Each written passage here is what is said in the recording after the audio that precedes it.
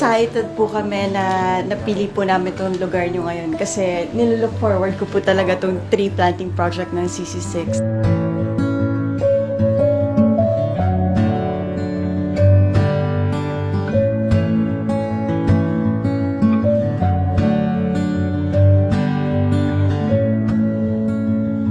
Maraming salamat po, of course, sa pagtanggap niyo po sa amin, lalo-lalo po sa ating barangay, and of course, dito sa ating subdivision. My team, with, of course, Ma'am Debs, thank you so much for organizing this. And of course, ating mga beauty queens. So, and of course, ang ating one and only ambassador, Miss Reyna Escaño from Viva Arts po.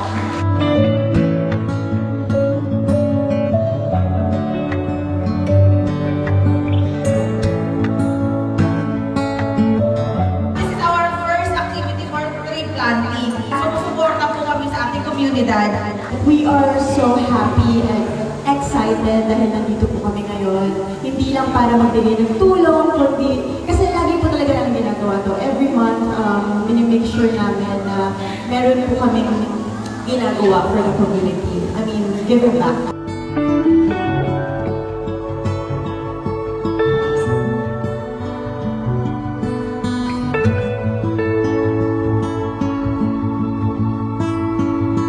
One time, sinabi sa akin ni na Miss Jeff na what if giving back to the nature naman, something like that. And para sa akin, magandang idea po talaga yun ng mga nakaraan is nakaranas tayo ng matinding pagbaha.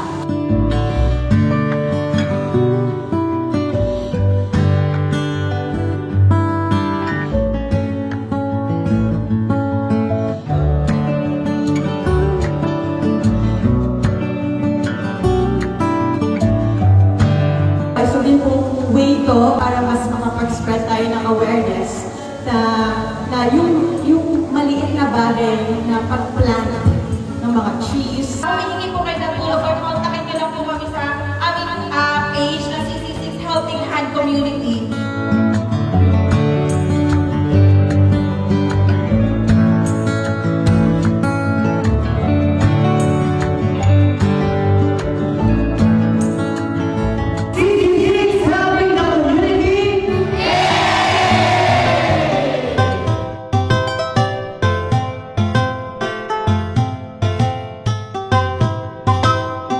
Take a step because I believe that this small effort can make a lasting impact to our mother nature and of course to our future generation.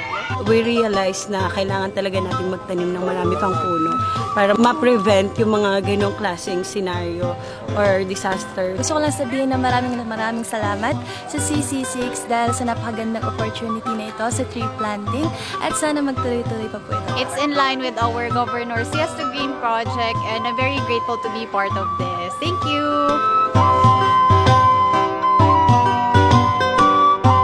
Hey guys! So, nandito tayo ngayon sa Angono Rizal at nakita nyo naman, ang daming halaman na dumating dahil ang project po ng CC6 ngayon ay ang tree planting. Marami po kami mga kaibigan na sumama sa amin ngayon para tulungan kami sa pagtatanim. As you can see, marami po tayong iba't ibang klase ng halaman. Meron tayong santol, may mga mangga ko nakita kanina, and ngayon, yun pa lang yung mga nakikita natin. Mukhang maliliit lang sila, but after 10 years from now, ang laki-laki na matutulong nila sa environment natin. Let's help each other and pasahin po natin ang Mother Nature dahil tayo rin po makikinabang, mahalin po natin siya. Thank you so much sa Fun Bingo and CC6 kasi tumutulong po talaga sila sa ating community. Hindi lang basta sa community, pati sa ating Mother Nature kung saan tayo nakatera. So, kailangan natin magtanim ng maraming puno, guys! Have a great day!